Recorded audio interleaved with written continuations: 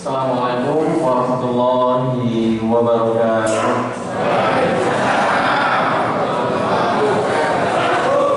Alhamdulillahirabbil alamin wa bihi nasta'inu ala umuri dunya waddin. Wassalatu wassalamu ala asyrofil anbiya'i wal mursalin wa ala alihi wa sahbihi ajma'in.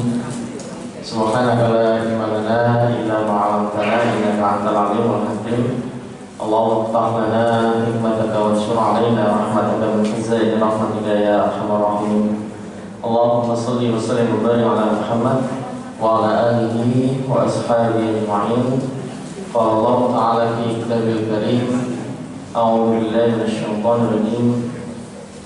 Ya ayyuhalladzina amanu taqullaha haqqa tuqatih wa la tamutunna illa wa antum muslimun. Bismillahirrahmanirrahim. Ma'asyiral muslimin, jamaah salat subuh Masjid At-Taubah yang insyaallah dirahmati Allah. Alhamdulillah kita berterima kepada Allah Subhanahu wa taala atas segala karunia yang Allah limpahkan pada kita di pertengahan bulan Muharram ini. Hari ini kalau nggak salah tanggal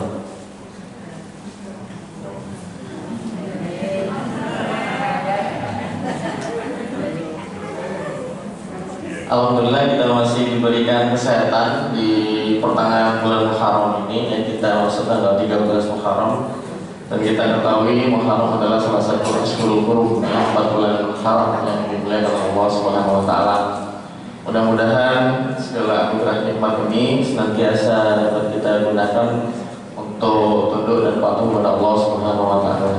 Puji syukur kepada Allah Subhanahu wa taala pada hari ini kita bisa menunaikan ibadah subuh berjamaah. Mudah-mudahan kita senantiasa mendapatkan jaminan dari Allah Subhanahu wa taala. Karena kata Nabi, "Man shalla subha fa huwa fi dhimmatillah." Siapa yang salat subuh maka ia dalam jaminannya Allah Subhanahu wa taala. Amin ya rabbal alamin. Kalau orang modern itu dapat jaminan kesehatan, ya, pekerjaan itu sudah senangnya minta ampun. Lah ini yang ngasih jaminan yang punya semesta Bapak Ibu sekalian. Tapi ya begitu, nggak semua orang bisa datang ke masjid, betul ya? Enak tidur lah ini. Tapi kita alhamdulillah diberikan kekuatan. Bapak Ibu yang dirahmati Allah, saya senang sekali bisa silaturahim sholat di Masjid At-Taubah ini, ya. Karena jamaahnya luar biasa, ada anak-anak, Bapak Ibu luar biasa. Ini konsumsinya spiku saja sudah banyak Pak soalnya. Kalau dikasih mobil satu-satu mau nggak Bapak Ibu sekalian? Mau ya, mau ya. Kalau ada nasi bapak saya boleh dicoba Bapak? Enggak. Jadi tadi sudah disampaikan ya, ada spiku, ada nasi bapak, Jumat Barokah. Memang Bapak Ibu sekalian, ya, nikmat orang-orang beriman itu bisa memakmurkan masjid itu luar biasa. Karena tidak semua orang yang punya kesempatan, walaupun rumahnya itu dekat dengan masjid, kanan, kiri, depan, belakang rumahnya itu dekat masjid, belum tentu orang itu hadir ke masjid. Maka yang penting itu bukan jauh dekatnya, tapi adakah masjid di dalam hatinya. Ini yang penting. Sejauh apapun rumahnya, kalau dia itu di dalam hatinya ada masjid, pasti dia akan datang. Tapi sebaliknya, sedekat apapun rumah seseorang itu, kalau di sini nggak ada masjid, maka nggak akan datang berusaha. Nah, dia ada kata yang harus kita ucapkan, melainkan alhamdulillah. Alhamdulillah pagi hari ini kita masih sehat. Kita ketahui keadaan kita saat ini, Bapak Ibu sekalian. Mungkin banyak saudara-saudara kita yang sudah mendahului kita.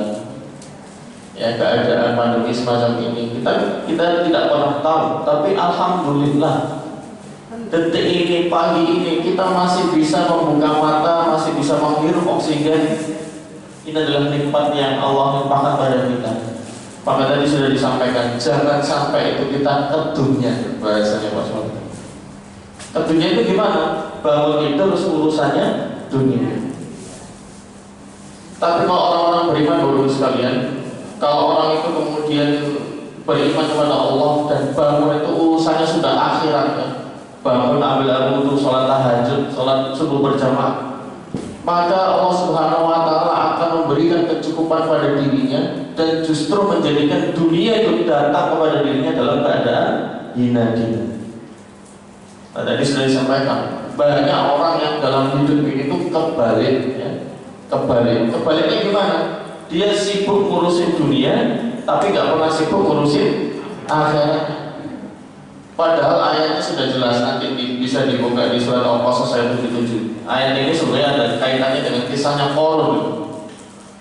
Wabtaghi fima ataqallahu darul akhirah wa la tansa nasibaka minad dunya wa ahsin kama ahsanallahu ilaik. Jadi para jemaah sekalian, Allah itu sudah menganugerahkan pada kita begitu banyak nikmat. Di antaranya adalah nikmat harta. Itu dalam tafsirnya itu apa yang Allah beri itu diantara bilmal, yaitu harta. Maka dengan harta itu hendaknya kita menjadikan modal itu untuk menggapai karunia Allah. Dengan apa? Bisodaqati, dengan sedekah. Nah, orang itu kadang mohon maaf hidup di dunia kerja sampai lupa sholat. Ada nggak orang bilang? Banyak, ya banyak. Justru dikasih kebebasan finansial itu kadang nggak sholat. Alhamdulillah. Jadi ada orang itu dikasih harta banyak nggak ke masjid, tapi ada yang dikasih cukup ke masjid. Pilih mana bagusnya? Paling banyak ke masjid deh. Tapi itu bagus sekalian. Maka dari itu jangan sampai kita seperti Qarun lah kasarnya ya. Dikasih harta banyak, lupa bahwasanya harta itu karunia. Sampai-sampai dia mengatakan innama utitu ala ilmin indi. Apa yang saya punya, harta, kekayaan itu ya karena ilmu saya. Ini orang yang sudah lupa sisi kemanusiaan dirinya. Dia nggak ingat dulunya itu orang nggak punya. Maka tadi sudah disampaikan, mudah-mudahan kita tidak kedonyan ya. Dan ciri kita tidak kedonyan apa? Bangun tidur memuji Allah Subhanahu wa ta'ala. Kalau enggak Bapak Ibu sekalian, bapak-bapak itu bisa bangun tidur ngurusi burungnya. Ibu-ibu bangun tidur siram-siram. Ya, ini perlu kita pahami ya. Mudah-mudahan kita semuanya bisa menjadi hamba-hamba yang tahu diri. Bapak Ibu sekalian dari rahmat Allah, dalam kesempatan yang singkat ini saya ingin menyampaikan tema berkenaan dengan ma'iyatullah. Apa itu ma'iyatullah? Kebersamaan dengan Allah Subhanahu wa ta'ala. Kita ketahui Bapak Ibu sekalian, apa yang kita alami saat ini ya, pandemi dan lain sebagainya, ini hendaknya menyadarkan betapa kuasanya Allah itu sungguh sangat luar biasa. Dan sudah semestinya kita ini sadar untuk kembali kepada Allah Subhanahu wa ta'ala. Tidak peduli karena corona, tidak peduli karena peristiwa-peristiwa yang mungkin sulit menyapa kehidupan kita, tidak peduli Bapak Ibu sekalian. Rasulullah SAW itu diajarkan kepada kita semuanya bagaimana kita itu harus menghadapi kehidupan. Insya Allah kita akan belajar dari para Rasul dan khususnya Rasul Ulul Azmi. Kita ketahui Ulul Azmi itu adalah salah satu Rasul-Rasul yang ujiannya sangat luar biasa. Maka dari itu baru sekalian tadi disampaikan, mestinya kita tetap semangat. Iya, karena kita tidak sendiri. Ya, seberat-beratnya apa yang kita hadapi dalam kehidupan ini, ya, itu tidak akan pernah melebihi apa-apa yang sudah dilalui oleh para Rasul. Jadi seberat-beratnya apa yang kita hadapi itu sebetulnya nggak ada apa-apanya. Asyadun nasil bala'anil anbiya tsummal amthal wal amthal. Seberat-beratnya ujian bagi manusia adalah apa-apa yang sudah pernah dialami oleh para rasul. Kemudian baru setelahnya. Jadi kita harus sadar, apapun yang menimpa kita saat ini, menyapa kehidupan kita, mungkin berat di mata kita, tapi jangan pernah khawatir. Seberat-beratnya yang kita hadapi itu tidak akan bisa mengalahkan apa yang sudah dialami para rasul. Maka kita harus tetap optimis. Nanti bisa dicek Bapak Ibu sekalian, kita akan mentadabburi salah satu ayat di surat Taubah ayat 40. Nanti bisa dicek ya, supaya kita tetap termotivasi, supaya kita tetap menjaga spirit penuh harapan dalam menjalani kehidupan ini. Di sana Allah Subhanahu wa taala berfirman, "Illa tansuruhu faqad nasarahullah." Jika kamu tidak menolong Nabi, ya, sejatinya Allah sudah menolong Nabi. Ayat ini berkenaan dengan sebuah peristiwa Bapak sekalian. Kita ketahui Nabi Muhammad SAW itu mendakwahkan Islam ini Ini sungguh sangat luar biasa. Gak main-main kita bisa memeluk Islam ini. Perjuangan Rasulullah beserta para sahabatnya gak main-main. Harta, jiwa, sampai Islam itu datang kepada kita, kita bisa memeluk Islam. Ada suatu peristiwa yang dimana kita ketahui Nabi itu mendapatkan ancaman boikot dan lain sebagainya, sehingga Allah perintahkan untuk hijrah. Peristiwa hijrah itu Bapak Ibu sekalian, itu kalau enggak benar-benar beriman, itu pasti ada niatan lain. Bapak Ibu pernah dengar hadis innamal a'malu binniyat? Pernah gitu? Ya, segala amal berdasarkan pada niat. Asbabul wurud hadis itu, sejarah hadirnya hadis itu adalah diantaranya adalah salah satu faktornya adalah ada orang yang hijrah bukan karena Allah, tapi ingin menikahi wanita yang ada di Madinah. Nanti bisa dicek ya. Innamal a'malu binniyat wa innamal likulli imri'in ma nawa, faman kana hijratuhu ila Allah wa rasulihi fa hijratuhu ila Allah wa rasulihi. Wa man kana hijratuhu lidunya yusibu aw imra'atin yankuha fa hijratuhu ila ma hajara ilaihi. Jadi perpindahan itu Bapak Ibu sekalian, ini kalau nggak bukan karena iman, pasti ada motif-motif lain. Dan apa yang terjadi dalam peristiwa itu, Bapak Ibu sekalian yang dirahmati Allah, itu ancamannya itu nyawa Bapak Ibu sekalian. Jadi ketika orang kafir Quraisy itu mau nggak membunuh Nabi, satu saat itu tempat tidurnya Nabi digantikan oleh sahabat tercintanya Ali. Itu Ali itu sudah siap kasarannya. Bayangkan, kalau memang itu pas ditombak gitu, beneran langsung udah siap Ali menggantikan posisi itu. Perjalanan Nabi dari Mekah ke Madinah ditemani Abu Bakar itu juga sungguh sangat luar biasa. Perjalanannya jauh dan itu diburu oleh semua kafir Quraisy.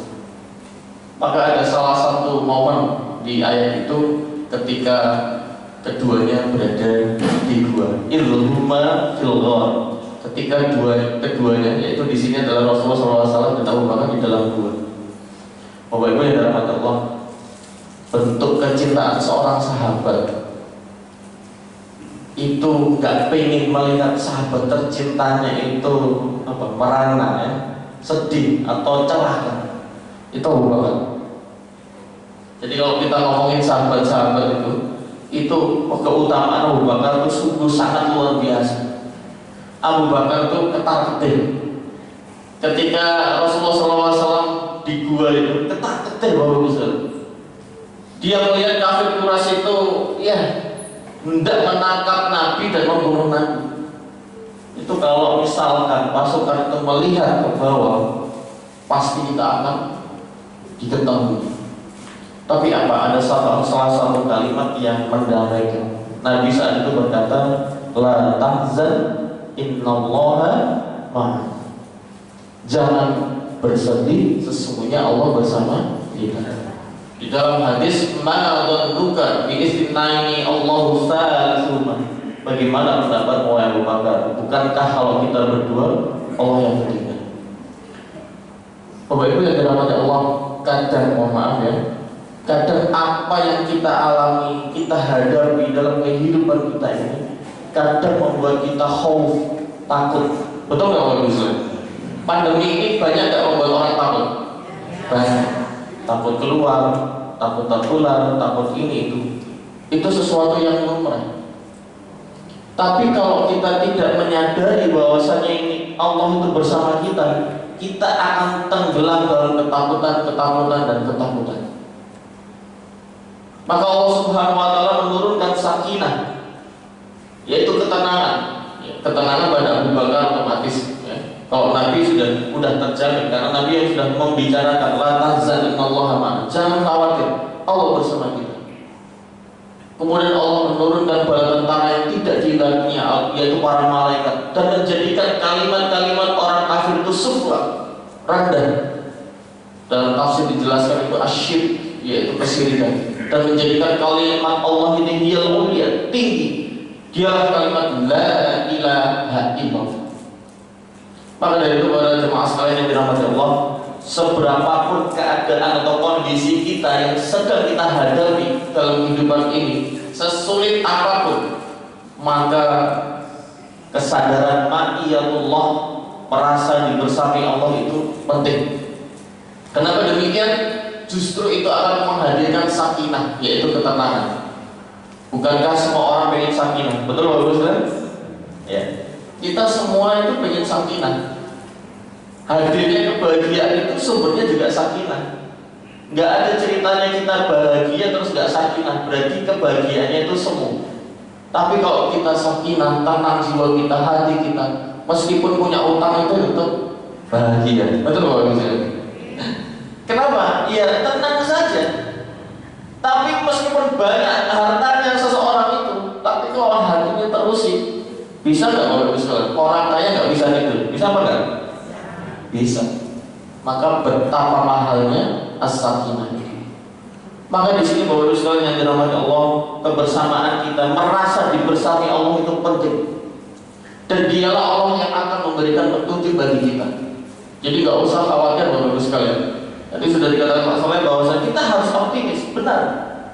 Karena kita tidak pernah sendiri. Kita tidak pernah sendiri. Allah melihat kita. Kalau kita berbuat baik, insya Allah Allah tidak akan mendolimi kita. Ya. Di antara ikhtiar kita adalah tadi, dengan harta itu kita berbagi. Alhamdulillah di sini ada Jumat berkah. Alhamdulillah. Oh Bapak Ibu sekalian yang dirahmati Allah, Allah sudah jaminkan. Siapa orang yang berjuang di jalan Allah, Allah akan tolong. Seperti kisah ini.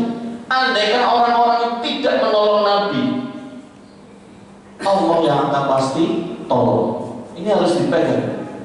Mungkin orang-orang tidak membantu kita, tapi kalau kita istiqomah terhadap agamanya Allah ini, Allah yang akan tolong kita sendiri. Ini kisahnya Nabi Muhammad. Nabi Muhammad itu salah satu ulul azmi. Nabi Ibrahim juga demikian. Ini malah luar biasa. Khalilullah, Khalilur Rahman, kekasihnya Allah. Apa yang tidak dialami oleh Nabi Ibrahim sungguh sangat luar biasa sudah.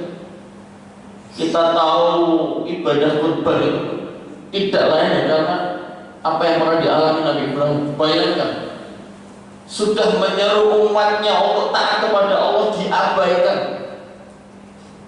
Itu kan beliau berkata, wa qala in dzahibun ila rabbi sayahdin. Baru doa yang terkenal itu, Rabbi habli minas sholihin. Fabasyarnahu bi ghulamin halim.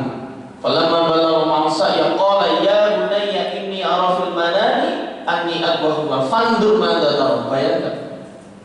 Ini ujian yang sangat luar biasa bagi Nabi Ibrahim. Tapi apa kata-katanya tadi kepada jemaah sekalian? Ini dzahibun ila rabbi sayahdin. Aku kembali pergi kepada Allah. Niscaya Allah akan memberikan petunjuk. Boleh jadi umatnya itu tidak menghiraukan seruannya. Beliau berdoa, ya Allah anugerahkan kepadaku keturunan yang soleh. Diberikan oleh Rasul.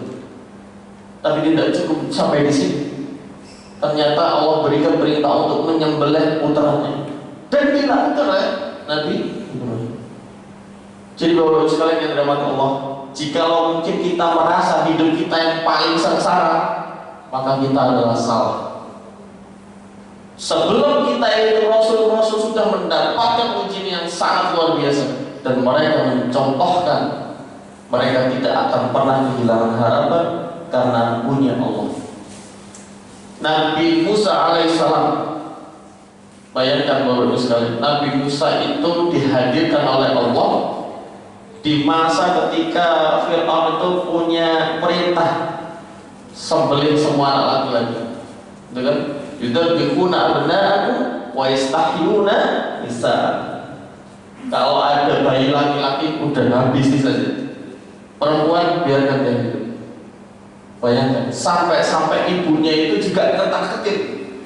Makanya diberikan ilham untuk menyelamatkan Musa, dialirkan itu ya di mana? Di sungai ya. Dan sungainya itu larinya kemana Bapak Musa? Ya ke istananya Fir'aun. Sehingga Nabi Musa itu dirawat oleh keluarga Fir'aun. Bayangkan, itu tumbuh besar di sana, kemudian ada konflik, dan justru yang ngikutin Fir'aun ya Nabi Musa itu. Yang paling ujung itu kan ketika dikejar-kejar. Jadi sudah dikejar-kejar Fir'aun dan bala tentaranya, depan sudah lautan, belakang pasukannya Firaun. Itu dua pasukan itu bisa saling melihat itu Bapak Ibu sekalian.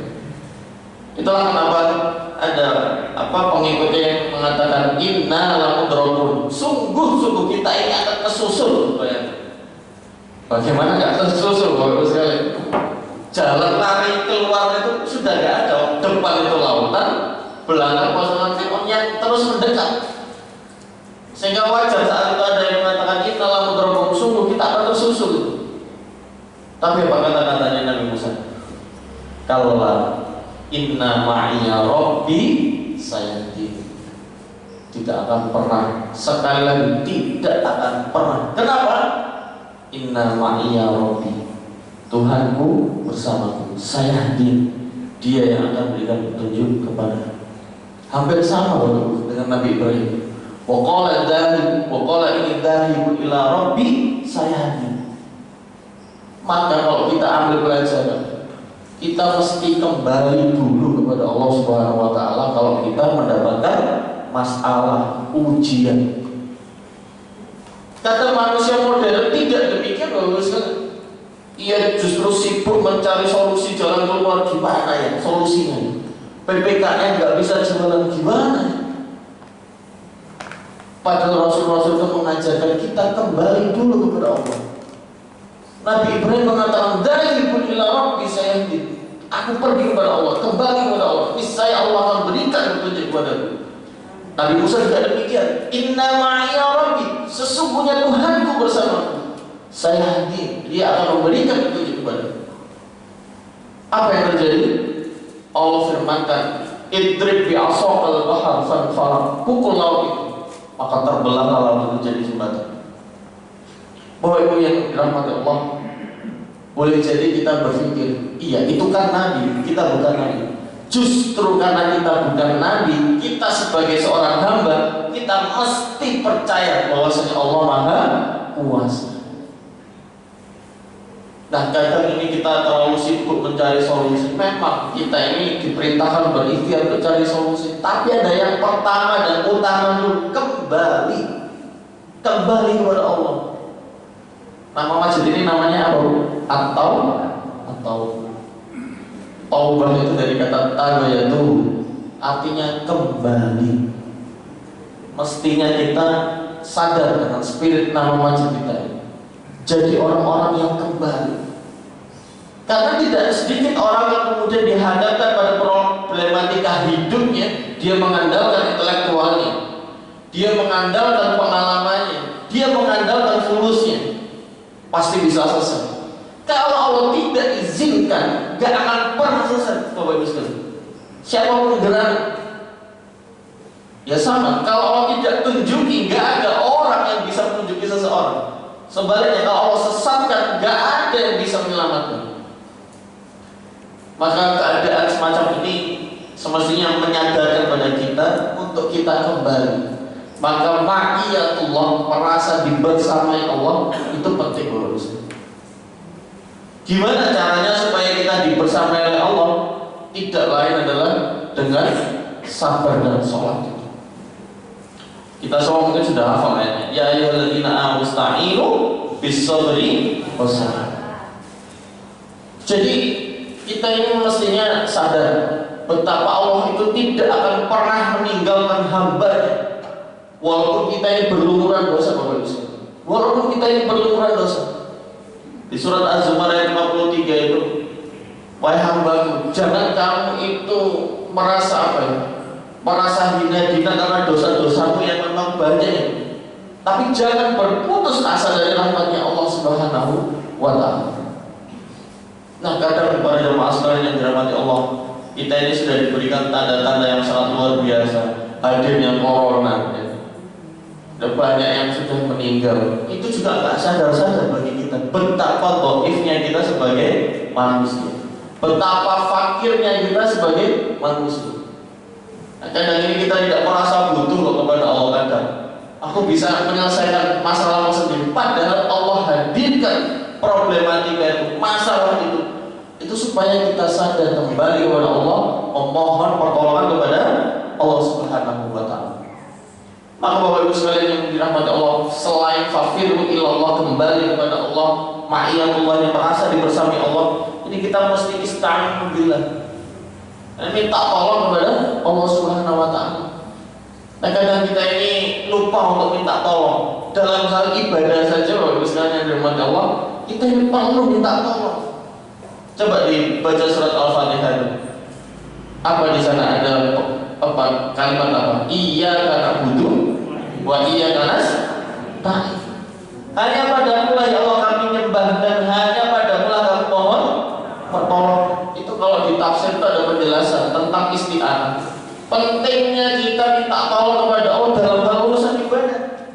Kita ini nggak akan bisa istiqomah jamaah subuh ini pada jamaah sekalian kalau nggak karena rahmatnya Allah semata.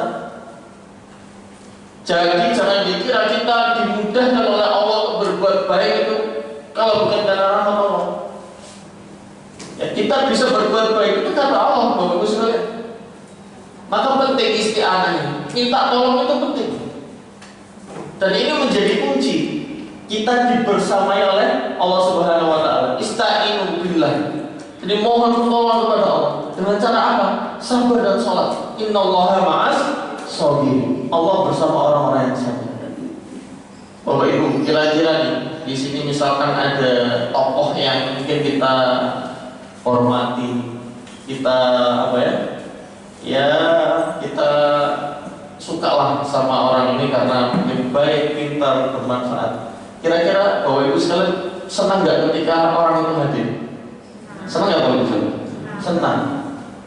Sama ulama siapalah gitu. Kita ini ya sama orang yang alim, pintar, terus kemudian kontribusinya pada umatnya itu luar biasa, itu senang. Contoh mungkin Ustaz Hidayat hadir di sini, senang banget gitu. Senang. Itu manusia, itu makhluk dibersamai makhluk itu senangnya minta ampun. Istri dibersamai suami, suami dibersamai istri, murid dibersamai guru.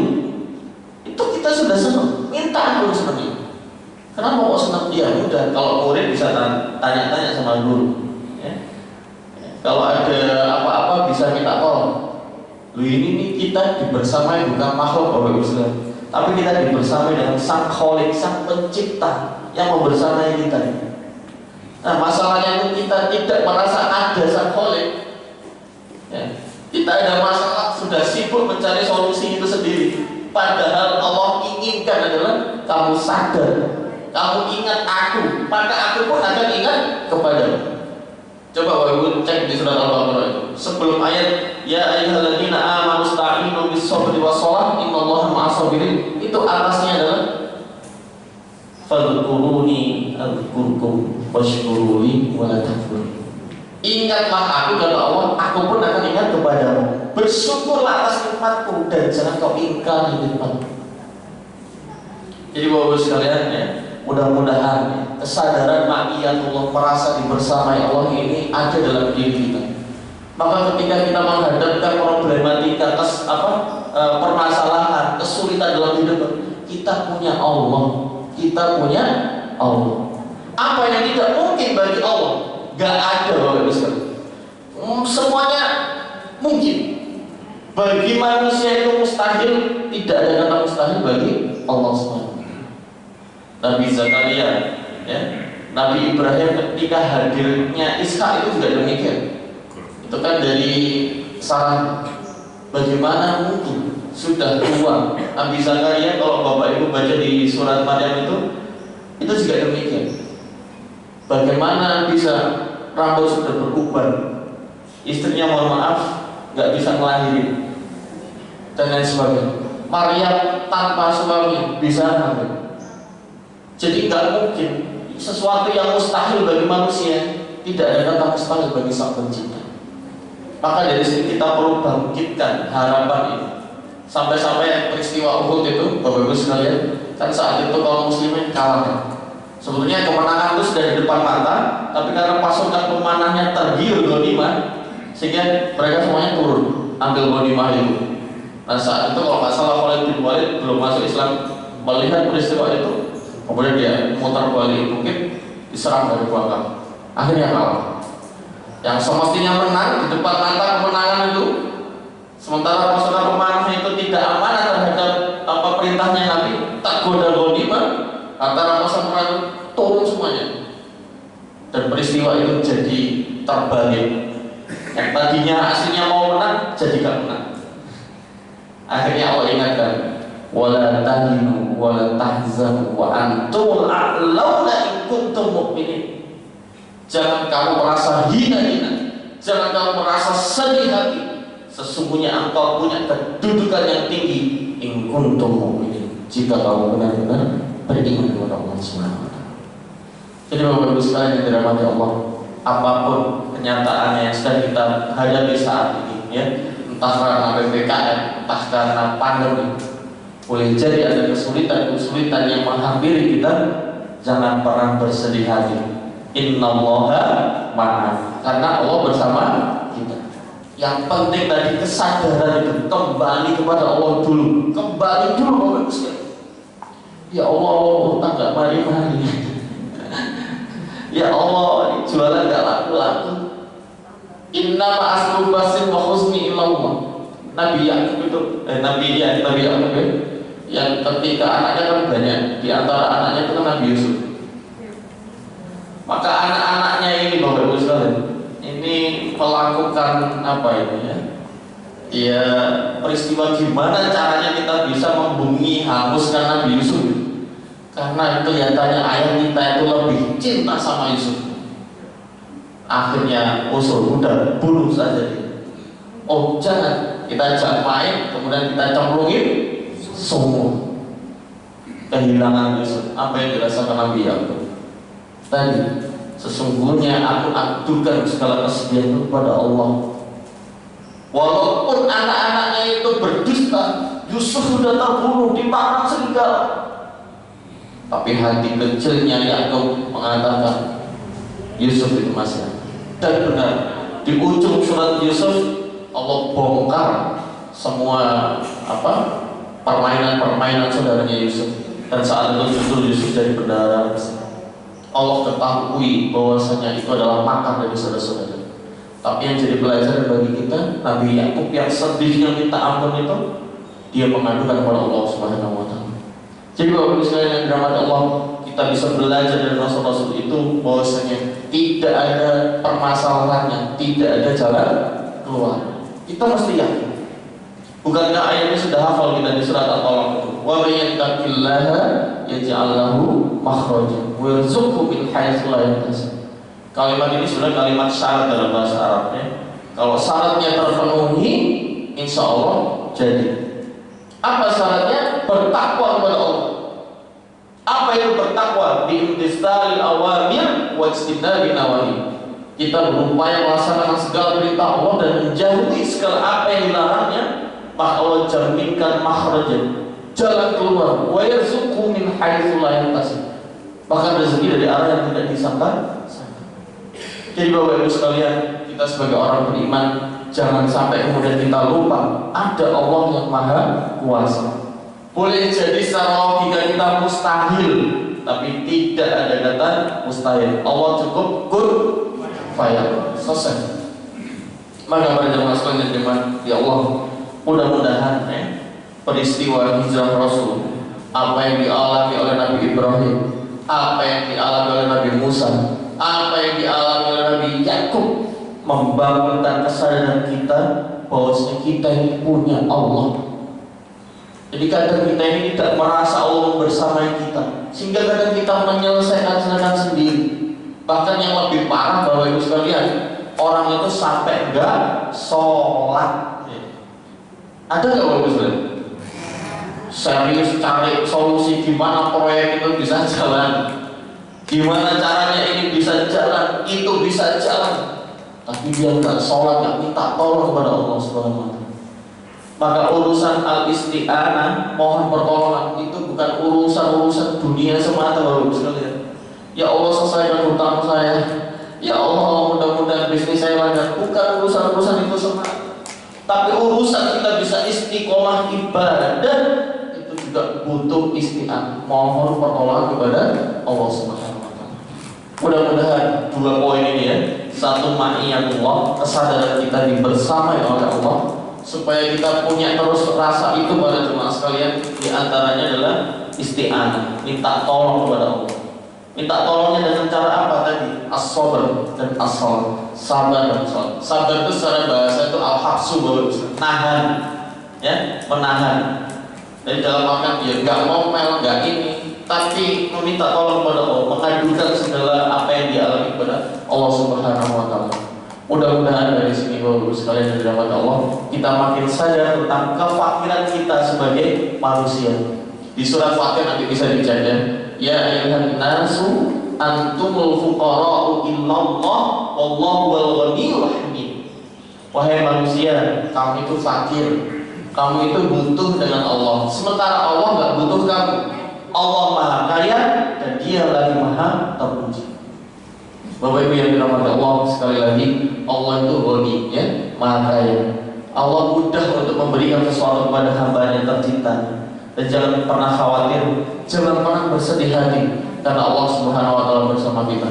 Mudah-mudahan kesadaran ini menjadikan kita manusia-manusia yang optimis, manusia-manusia yang tidak kehilangan harapan meskipun segala kesulitan menyapa kehidupan kita. Dan yang terpenting, mudah-mudahan kita bisa memahami tentang nama masjid tercinta ini, At-Taubah, yaitu orang-orang yang senantiasa kembali kepada Allah, menyadari kesalahan dirinya, kembali berbenah, kembali menyadarkan segala urusan hidupnya hanya kepada Allah Subhanahu wa Ta'ala. Mungkin ini yang bisa saya sampaikan kepada jemaah sekalian. Mudah-mudahan dari tadabbur satu ayat ini di surat Taubah ayat 40, yang di sana ada kata-katanya Nabi, ya, yang pernah diucapkan kepada Abu Bakar, yang diabadikan oleh firman Allah, la tahzan, jangan pernah bersedih, innallaha ma'ana, karena Allah bersama kita. Mudah-mudahan kesedihan kita adalah kesedihan yang positif, sedih yang itu menjadikan kita kembali kepada Allah. Dan mudah-mudahan Allah Subhanahu wa Ta'ala mengaruniai kita semua rezeki yang barokah, kesehatan yang barokah, dan mudah-mudahan segala kesulitan hidup kita diberikan solusi oleh Allah Subhanahu wa Ta'ala. Aku qouli hadza wa astaghfirullah li wa lakum innahu huwal ghafurur rahim. Assalamualaikum warahmatullahi wabarakatuh.